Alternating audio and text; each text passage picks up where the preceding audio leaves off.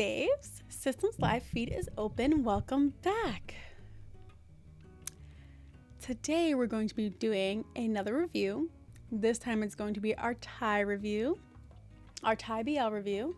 So I'm sure you guys are probably looking way more forward to this one than the other one, but you know, I like to give options. We like to give options, as we've said here before. I like to give you guys options. I don't know what you do like, what you don't like, but why not give you as many options as I can?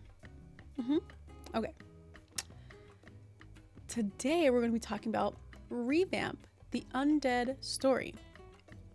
Revamp, the Undead Story blends supernatural fantasy with BL romance, telling a story about second chances, identity, and love that transcends time. What begins as a quiet accident in a gallery evolves into a battle between past and present, humanity and immortality, and memory versus actuality. Our characters. We have Pun, a gentle, soft-spoken village shop owner whose quiet life is overturned when he accidentally awakens a vampire sealed inside a painting. Pun does have his own secrets as well. Keep that in mind. Ramil. He's an ancient vampire heir trapped for over a century and stripped of his powers. Confident, quirky, and inquisitive, Ramil's main focus is Pun and somehow stopping the war between hunters and vampires. We have Bok Bong, Pun's little brother, and one of the few people tethering him to normal life. Bok Bong provides grounding, emotional support, and often feels like just an outside observer trying to connect to his brother. We have Elise. She functions as an information gatekeeper. She's resourceful and has an excellent moral compass. Her and Jet basically run the hunter group. Jet, a founding member of the Vampire Hunters whose presence introduces moral complexity to the antagonist. Jet is driven by past trauma and vengeance, making him one of the more emotionally complex figures within the Hunter faction. We have Methys, one of Ramil's former retainers, associated with speed and unwielding loyalty. Methys is Ramil's right-hand man. We have Chiar, or Shiar. Please correct me if I'm saying it wrong. I watched it a little bit ago, so I don't fully remember how they said it. He's a retainer linked to illusion and adaptability. Kiar's presence emphasizes survival and oftentimes childlike annoyance. He tends to clash with everyone for a while. We have Mekin, the healer among Ramil's retainer. Calm and emotionally grounded, Mekin highlights mercy and restraint, offering contrast to the violence surrounding vampire politics. And lastly, all of the hunters. They are a collective antagonist group driven by fear, ideology, and generational trauma. Rather than being purely evil, they reflect humanity's need to control what it doesn't understand. Now, let's get into the show. Pun, a gentle vintage shop owner, is asked by a friend to restore a vandalized painting. Cutting his finger on broken glass, his blood awakens Ramil, the last heir of an ancient vampire line sealed inside the artwork for over a century. Ramil emerges disoriented and powerless and immediately becomes a target for hunters. Pun, not knowing what to do with him, but feeling a strong, strange connection, takes him back to his place. After the awakening, Pun decides to protect Ramil just for the night, but that choice quickly pulls him in deeper into the supernatural world. Ramil's confusion is evident, and his dependence on Pun begins. The hunter's presence tightens as clues about Ramil's past are hinted at, and Pun starts to feel the weight of responsibility. Methys, Ramil's right hand, comes in to help his master get back to his throne, so to speak. Ramil struggles with the absence of his abilities and feels useless. Methys begins searching for information about Ramil's retainers, the vampire servants whose powers were scattered when Ramil was sealed. Methys, who has Ramil's speed, brings them to the penthouse the family owns so they can try to transfer Ramil's power back and also get more information on where the other two retainers have ended up. While here, Methys tells Pun that his blood is needed to help Ramil get his power back because they have a bond.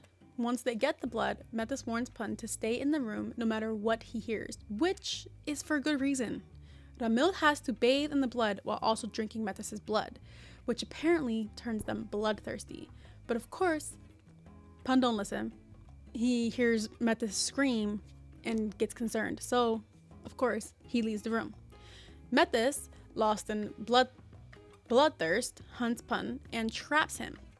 Thankfully, Ramil gets to them in time, but he definitely learned a lesson on Pun's part. Once that passes and we're all clear-headed, Methus lets them know where they can find Chiar and Mekin. Please correct me, y'all. If I'm saying it wrong, please fix it. I just want to know that I want to get on the same page. Kiar ends up being our first stop, which does not go well.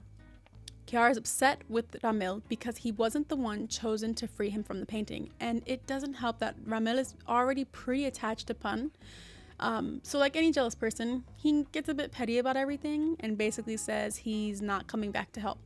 Since Ramil doesn't want to force anything, he leaves that be for now. As of now, Kiar has Ramil's transformation ability, which is gonna have to wait a bit longer, I suppose. We move on to Mekin, who, unlike Kiar, doesn't care who broke the curse, but he's just happy to have Ramil back.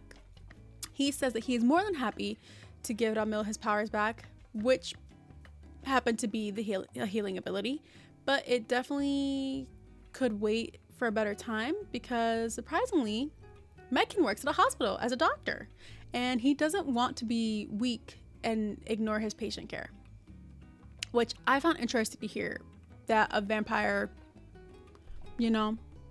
working at a hospital, like, it's not unheard of. I thought it was like a cute little like quirky thing to add in there because it was like vampire hospital. I mean, definitely benefiting on both sides, but hey. As the day continues, we get our first interaction with the hunters, which Ramil takes care of pretty easily. But they also go after Mekin and Kiar. Both narrowly manage to beat the hunters that come after them. And them niggas send a lot of people. Methus and Ramil both helped where they could. A big point of contention comes up, mostly between Kiar and Ramil. We don't kill humans. Ramil's rule stands, but Kiar doesn't agree with it. And as he sees and has seen what the humans have been doing to vampires, this causes even more tension since Ramil is clearly head over heels for Pun. Kiar doesn't trust him and is determined to find proof that will support his point. We see a glimpse of the work the hunters are putting in and the weapons that they are working on. Pokpong, Pun's brother, shows up at his place looking for him, but is unable to get a hold of him and is concerned. He becomes a bit more important later, so keep him in mind. Pokpong happens to work at a convenience store near the hospital that Mekin works at, and they become fast friends, which will also be kind of important later, so we'll also keep that little bit in mind. Oy. Oh, sorry, y'all. Talking for so long gets a little straining. Mekin and Kiar help restore Ramil's powers. Once that's done, we get to see Pun take care of a weakened Ramil for the night, and we get some cute playful moments between the two. Our groups separate for the day, and Methus meets up with Elise, who reveals, very matter-of-factly, that she is part of the hunters and sent those men after them a few nights ago. Kiar, watching this exchange, follows Elise to try and find more information. We see the hunters have a club they like to hang out at, and Elise leads Kiar right to it, where he is able to find some decently incriminating evidence. As Ramil and Pun grow closer, we are starting to see more hesitation rise in Pun. Come to find out, Pun has been lying this whole time. He has been a part of the hunters from day one, and his mission was always to get rid of Ramil. However, once he broke the curse and felt the connection that they had, he wasn't able to go through with it. He's basically been lying to Ramil the whole time, and now he's not really sure how to share that with him, especially because of how much he cares for him. Pun decides he has to head home and sort this out since he doesn't really want to follow through on the mission anymore. We get some flashbacks that show that Pun may have been one of the best hunters they had, but he's definitely feeling a bit of regret now. So he goes back home to basically speak to Jet. Meta speaks to Ramil to get a gauge on how deep he is in his feelings and if it would be plausible to show him the evidence Kiar found, but he inevitably decided not to show him. So for now, Pun's secret life is safe. For now being the key word here. Kiar still doesn't trust Pun, so he has his ravens watch him and the hunters to get more evidence, since it looks like Metis won't be giving Ramil what he found.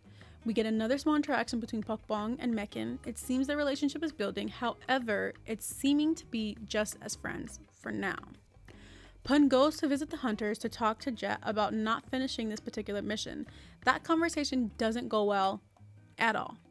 Jet gets mad and definitely got a quick lick on Pun and explained again why they started the hunters in the first place. However, it's clear Pun isn't gonna hold a grudge like Jet is, and Elise sees this and separates them. Pun leaves, and it's clear that Jet isn't gonna let it go. And back with Ramil enters Kiar, who, thanks to his ravens, saw the whole thing transpire and is adamant on telling Ramil what his human is up to. However, Ramil still doesn't go. It seems he really doesn't care all that much what Pun may be doing while he's away. He trusts him to come back to him, so he decides to just wait. Pokpong shows up in front of Pun and tries to talk to him, but Pun can't reveal his double life. So it discourages Pokpong a bit, because it seems like his brother might not really want him around. After a very long day, Pun finally goes back to Ramil, who of course... I leaned back a little far. After a very long day, Pun finally goes back to Ramil, who of course is waiting with open arms. We get some cute quality time between Pun and Ramil. They spend a night together. Literally, just spend the night together. Get y'all heads out the gutter, nasties. While Metis stumbles on some new information that may be of some use, the actual connection between Pun, Jet, and Elise. As Pun and Ramil grow closer, it's obvious that Pun's double life is starting to weigh on him heavily. At breakfast, Pun questions Ramil because he remembers going up to the garden and Ramil joining him, but Ramil doesn't seem to remember this little detail, causing Pun a bit of panic since he left something up there. Almost with perfect timing, Metis comes in to speak with Ramil, leaving Pun to search for what he lost before Ramil gets back. Metis explains the connection between Pun, Elise, and Jet, which ties back to the orphanage where they all grew up. However, Ramil doesn't seem to be put off by this information. While searching in the garden, Metis appears and begins to talk to Pun. He explains that Ramil actually has 4 powers, not just the 3 they gave back to him. He also has the ability to read minds. Pun heads back inside to speak with Ramil and stumbles upon the knife he had been looking for on the bed. Ramil apparently took it, and now, after learning about the mind reading, things are starting to make sense. Why he doesn't care about what he learned of Pun, why Pun is getting nosebleeds, how he ended up with Pun's knife. It's all because he knew everything already, because he could read his mind. And finally, everything comes to light, and Ramil gives Pun the chance to kill him. But of course, he can't kill him. This man is the love of his life. And they finally admit that they have feelings for each other. And now, y'all can put your heads in that gutter, because we get a nice little love scene between them. Pun explains how he ended up at the orphanage, how he met Elise and Jet, how they became friends, and the massacre that occurred at their orphanage that led them to starting the hunters later as they got older.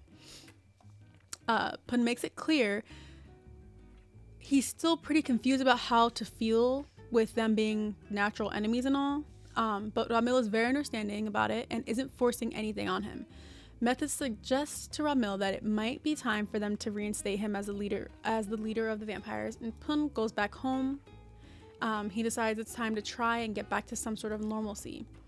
Elise happens to drop by. Elise comes over to see why Pun wants to back out of the mission and realizes Pun is already in love with Ramil, and that's pretty much why.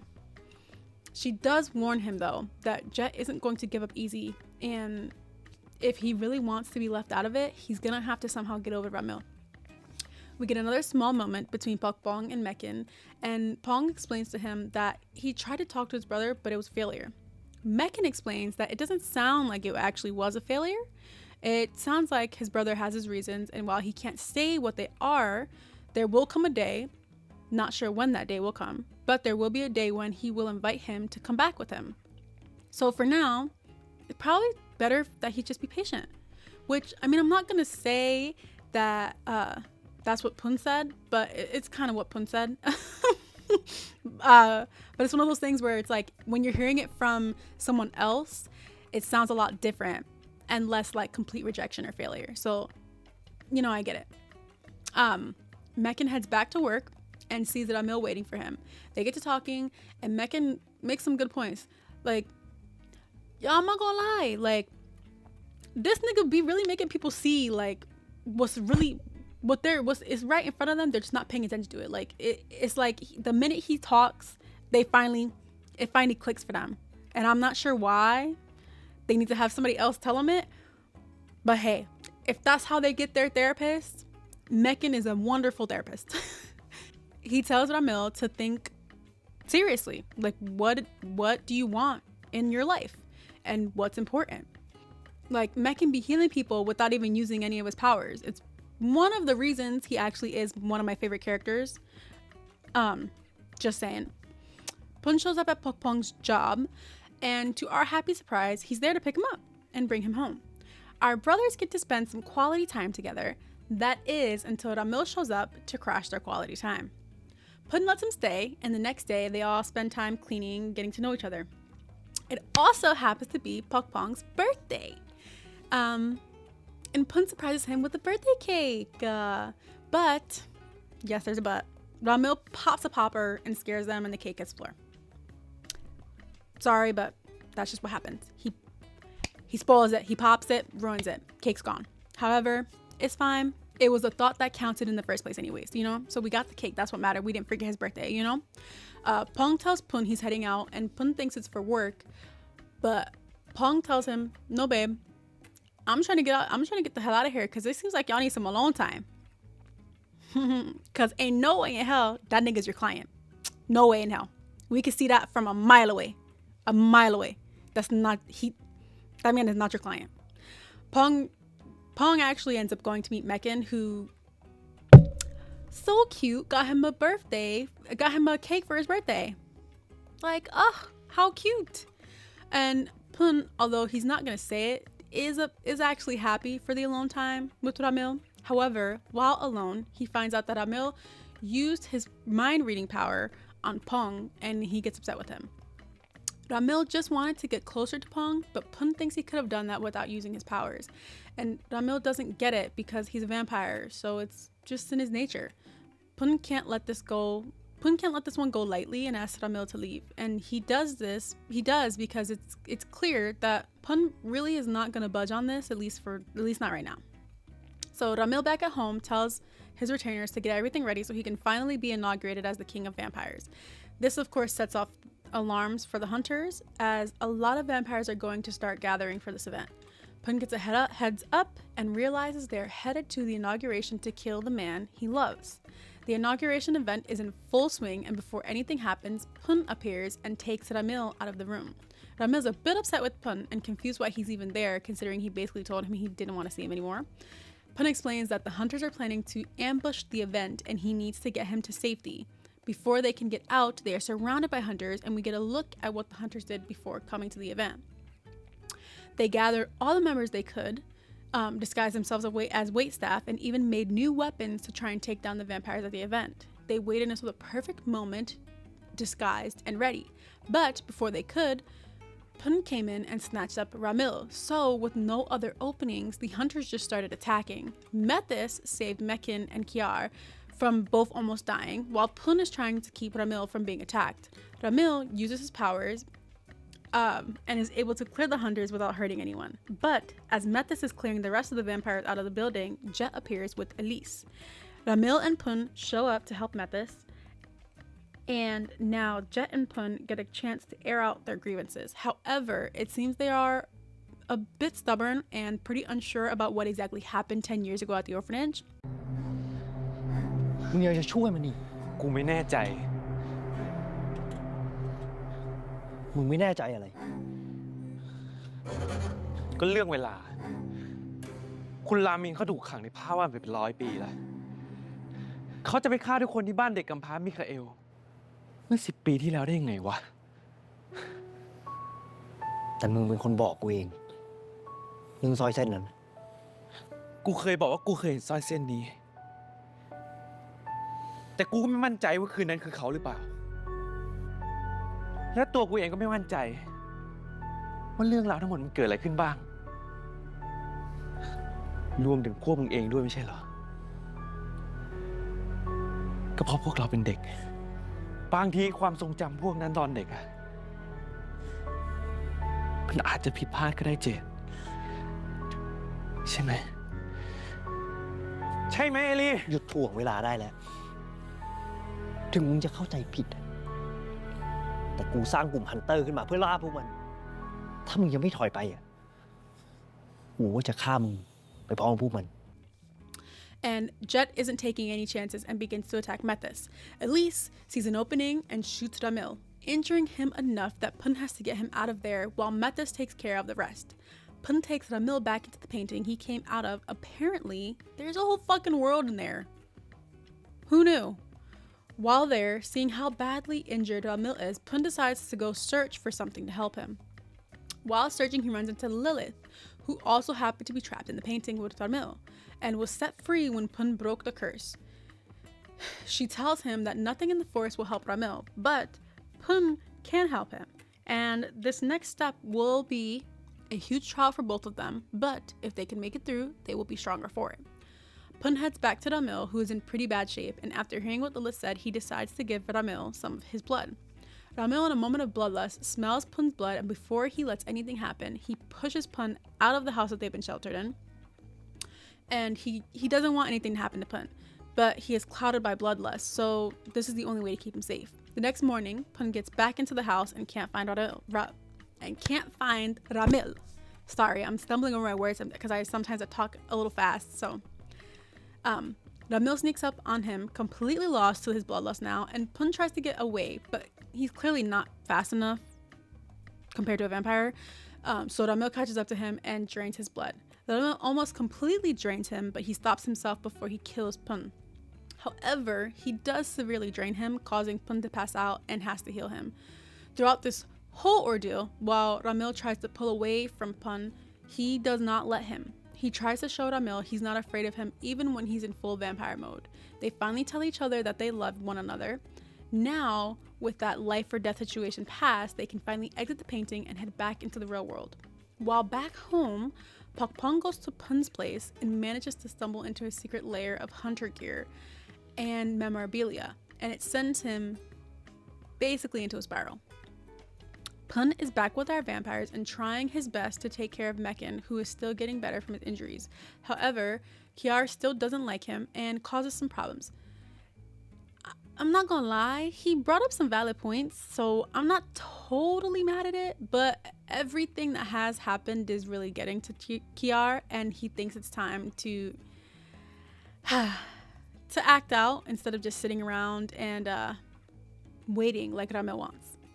Jet, obviously upset with how the ambush failed, is given an opportunity to get some revenge. Pong makes his way to Jet's after seeing all the stuff at Pun's, and Jet, seeing this as an excellent opportunity to get at Ramil, decides to lie to Pong and recruit him as a hunter. We get some cute lovey-dovey scenes between Pun and Ramil before shit starts to hit the fan. Pun starts to get concerned after a text from Pong and starts looking for him. Mekin, back at work, goes to Pong's job to see him and runs into Pun. They talk, and they find out that Mekin and Pong are already friends, so Mekin joins in on trying to help find him. While everyone else is working on other stuff, Methus is still working on gathering information about the orphanage and manages to stumble upon some interesting news. The priest who ran the orphanage, who everyone believed to be dead, is actually still alive. However, he's basically on life support, so alive may not be totally correct. I digress. Methus is able to get a picture of the priest and take it back to Ramil. This picture will be important later. Pun and Ramil get to spend some time alone, and we see them getting closer and closer. Pun tells Ramil about the man he's been dreaming of and how it seems very possible that it has been him the whole time. Remember that drawing I mentioned a little earlier? Yeah, so Methus brings that to show Ramil and Pun, and immediately Pun recognizes the person. And guess what his name is, y'all? This is vampire, so take a guess. If you guess Dracula, you're actually very close, but no cigar. His name is actually Father Dracul. Like Dracula without the A. And he was the priest running the orphanage when all that shit went down 10 years ago. Now, listen to this. Apparently, Ramil has a half brother, Fertu, exiled from the family centuries ago. Ramil has a sneaking suspicion that this nigga, Father Dracul, is his brother, who they haven't seen or heard from in literally centuries. They pan to the picture and get excited, y'all, because if you're familiar with GMMTV, then the guest star who's playing this brother, you'll know him. So, like, get hyped. Like, I know I was happy to see him. But yeah, basically, the shit's fucked up. And now we gotta deal with the centuries-old vampire who most likely has a grudge against his family. But let's keep moving. We see a flashback of what happened and why Feratu was exiled from his family all those centuries ago. We come back to present time, and Metis brings up that we need to figure out if the priest from the orphanage is in fact Feratu. Pun has said he doesn't remember him, but Metis suggests using Ramil's power to go in his memory and confirm if it's Feratu or not, since he knows what he looks like. However, Ramil is hesitant to use his power on Pun.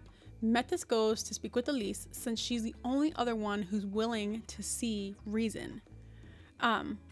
He asks for her help with the Father Dracul situation, since she's the only one who can actually get close to Jet. And Mekin goes to check on Kiar and learns that Kiar is planning to attack the Hunter's base, while also learning that Jet has Pok Pong at said base with him. Pun is smart enough to put together that Ramil should be able to use his mind reading to go in and see if Father Dracul is actually Feratu. Ramil tells him that he can't look at past memories, a lie, because he's just scared to hurt Pun. And Mekin comes back and tells Ramil about Kiar's plan and Pok Pong. Of course, Pun overhears and heads out to save his brother. Ramil, not about to let his man go alone, follows him. They head to the Hunter Club and find Elise. She decides to help them get Pok Pong back, since she points out that if Pun goes, especially with Ramil, things could get very ugly very fast. Kiar gears up his followers to follow through with his plan, and they begin their attack on the base, and Pok Pong was there. He obviously wasn't really going to be able to do much against the vampires, so they knocked him out pretty quickly. Thankfully, Mekin went with Kiar and was able to get Pok Pong back to Pun safely. Once Pok Pong is feeling better, he goes to rip Pun a new asshole, considering he was basically living a double life the whole time.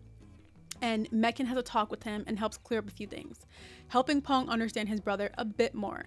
Now, we move on to the real problem, trying to figure out how to deal with Father Dracul probably being Feratu. While discussing this, Pun listens and realizes Ramil can go into his past memories and decides for him that he's gonna go in there and look around. Of course, he got mad, but Ramil lied to try and protect him, so he can't stay mad at him for too long. So we are finally going to go into Pun's memory. Elise reaches out to Metis to give him the information she found about Father Dracul, giving us more help to build our case for him not only being alive, but also probably Feratu. We are finally in Pun's memory, and we basically get to see a lot of what has happened in our story so far. A lot of things that may have been a bit confusing are explained, and we see that Ramil's power has been connecting him and Pun basically since before they met. This was actually a very helpful part because it really did help explain a lot of the random things that were happening before. We finally get to see the memories of the orphanage 10 years ago, and we get to see what actually happened that night, as well as finally confirming that this nigga Father Dracul really is Feratu. And Ramil and Feratu fight in Pun's memory. And I do have comments on how the ending of the show was, but I'll leave those for after. Anywho, after that whole thing is cleared up, now we have to plan next steps. However, before we can do that, it's brought to the group's attention that Kiar is in pretty bad shape. They go to help him and bring him home, so now hopefully he will stop being so defiant, after having to be weak in front of them. When they get back home, Pun is helping to take care of Kiar, and of course he fights it at first, but after some time, Kiar becomes surprisingly dependent on Pun, without actually realizing it. With Jet, we see that the hunters worked on building a headset, only one, to basically stop Ramil's mind reading ability. Jet gets a call about Father Dracula's condition worsening and heads to the hospital. Elise, who's trying to help figure out where Jet is, keeping the father, follows him. Back with our group, we get a really cute family moment of childish bickering and corny compliments. มาถ้าพร้อมแล้วก็ทานได้เลย มื้อนี้มีซุปฝีมือปันเข้าครัวทำด้วยตัวเองเลยนะ ฝีมือปกป้อง แล้วก็คีอาร์ด้วยเหมือนกัน ผมหั่นแครอท ฉันปอกหัวหอม แล้วก็กระเทียมด้วย ที่มือมันยังมีกลิ่นอยู่เลย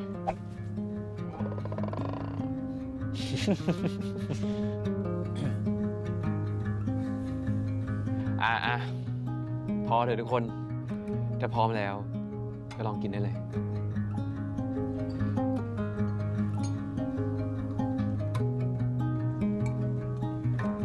A few cute moments of happiness before the shit hits the fan again. We go back to Jet, who, once he arrives at the hospital, runs into Elise, who tries to explain to him that Father Dracul is the vampire that attacked them that night years ago. He begins to get little flashes from that night, and it starts to piece together everything for him. When he goes in to see Father Dracul, this is where the shit starts to go down. All right, bear with me. In a flashback, we see that Jet was the closest to Father Dracul and was basically betrayed by him. Present day Jet, realizing Father Dracul is the vampire that caused all of this, tries to kill him. However, this nigga somehow got back up and did the craziest shit. He put his spiritual soul, mind, I'm not entirely sure, I don't really fucking know. But basically, he's inhabiting Jet's body, while Jet is trapped somewhere in his own mind. Elise goes to look for Jet and finds out the hard way that Jet isn't really Jet. While trying to get away, she calls Methys for some help to inform him where to find Feratu. He and Mekin head to the hospital to try and help Elise. They find her in not so great shape, but she's able to let them know about the headset that was made, and Methys lets Ramil know what's going on. They figure out where Feratu is and try to stop him. They end up in a showdown trying to see who can get the better of the other. The hard part of the whole thing is Feratu is in Jet's body, so whatever they do to him is happening to Jet. So they have to try and be smart about this. Feratu has the headset and they have to figure out how to get it off to actually get in his mind. After more struggle, they are finally able to get the headset off of Feratu and enter his mind. Ramil actually ends Feratu this time, and they are able to save Jet. Now, with everything ended and squared away, everyone can live better and more peaceful lives. Ramil gives up the leader title, passing it to Methys, and decides to spend the rest of his time living his life with Pun. And we get happy endings for everyone.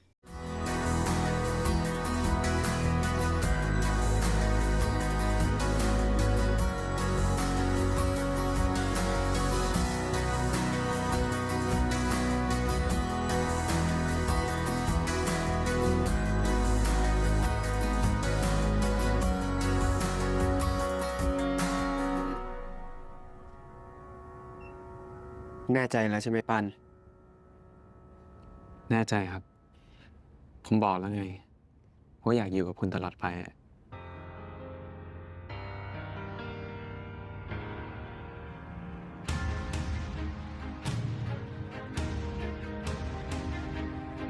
งั้นไปอยู่ด้วยกันนะ อยู่ด้วยกันตลอดไป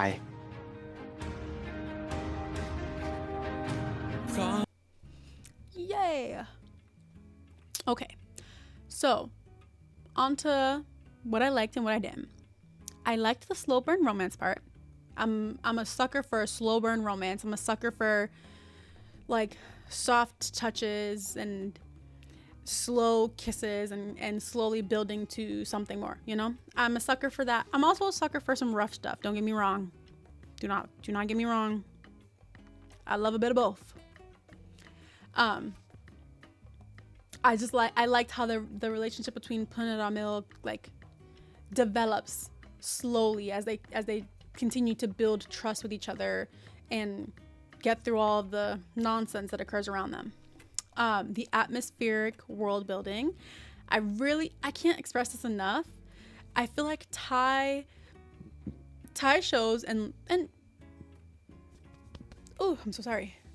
Thai shows, and not only just like Thai ones, but all the foreign ones I've seen so far, do a really good job of like building the atmosphere really well. So like the way that they have like everything look and like the feel of everything just like gives it its own life. So like it's not hard to like fall into the show. They also had a clip at the very end that hinted they may do something else with the show, and I really hope they do, because there are definitely some things I would love to see them fix if they do continue it. Now, what I didn't like, I really do think the pacing was a little The beginning started out pretty fine, but as we got closer to the end, it started to feel kind of rushed, which is fine, but I wish we could have expanded a bit more, maybe added an episode or two just to add some more. The side characters, I would have loved to see more with Pukpong and Mekin. It was clear that there was something there, but it was kind of just left up in the air. Like they just left them as friends, and I was like, I was kind of hoping to see a little bit more. Like I understand, like even if it was like a bromance kind of thing, like even that, like it just felt like they had a connection between those two characters and then didn't really do much with them. They just gave an introduction to it. So and this is why I say, like, if they really are going to do something more with the show in the future, I'm like looking forward to whatever they do with these characters. I hope that they do actually do more with them. The action scenes, the fight scenes felt a bit rushed, and that's not to say they were awful, especially because it seems like the actors may do their own stunts. I'm not entirely sure. But I wish we would have gotten more from the fight scenes. And to be fair, I am completely aware that budget may be a huge contributing factor, and I don't like to compare with American shows because the budgets here are outrageous. Like the budgets here range from millions of dollars, and like they really put in money for these things, and I don't know the like difference in budget that they have in Thailand. So like I don't like to make that comparison. But I did just watch Kemjira, and that one, I'm not sure what the budget was for that one, but it was so mystical and magnifying that I have to believe it can be done with other companies as well. And considering the company that did Kemjira was Domandi, I think GMMTV is just as big as them, if not bigger. So like I feel like there was more we could have done to make it work a bit more. Like if we maybe if we can have a stunt double or something, you know, like I feel like, I don't know, but y'all get what I'm saying, you know, like I just feel like we could have done more for the fight scenes, because like it feels like, one, they rush them a lot, maybe just to like cut the sequences a bit shorter, but like I'm trying to see like punches, like I'm trying to see people get like beat up, like, you know, like I want it to feel like it's actually happening. So like maybe if we have to throw harder punches or make it seem like, you know, like I just feel like we could do a little bit more to make it feel more real, you know. To be fair, I don't know how the industry works in Thailand, so like who am I to judge, you know? I can't be the person that like says this has to be something different, because I don't really know how it works. If I knew more about how it works, like I could probably just say, oh yeah, they did the best they could with what they had. I don't really know what they had, so to be fair, I'm not gonna go like super in on that. I'm just saying, to me, the ending basically, from where they went into Pun's mind to the end of the show, felt a bit lackluster. Sorry. The show still is, I still think the show was really well done. I'd say it gets an 8 out of 10 daggers. It's definitely Blue approved. Revamp, the Undead Story, succeeds as a moody, emotionally driven supernatural BL. It doesn't reinvent the vampire genre, but it elevates it with heart, tenderness, and character-focused storytelling. Fans of fantasy BLs and slow burn romance will find plenty to love here. And you guys might not feel the same way as me as with how it ended, but like that's perfectly fine. If you guys loved it, great. I'm so happy you did. I do want to know what you guys thought. Did Ramil's fear of reclaiming his power make him more compelling, or was it frustrating? Did you think Pun's willingness to protect Ramil was brave or reckless? Would the story have benefited from more episodes to explore the side characters a bit more? And do you prefer supernatural BLs with heavy lore or ones that focus more on the romance? Let me know what you guys think.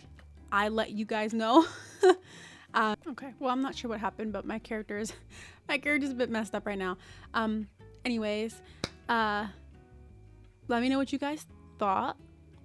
For now, that's all I have for this one. So yeah, let's cut the feed waves because my work here is done.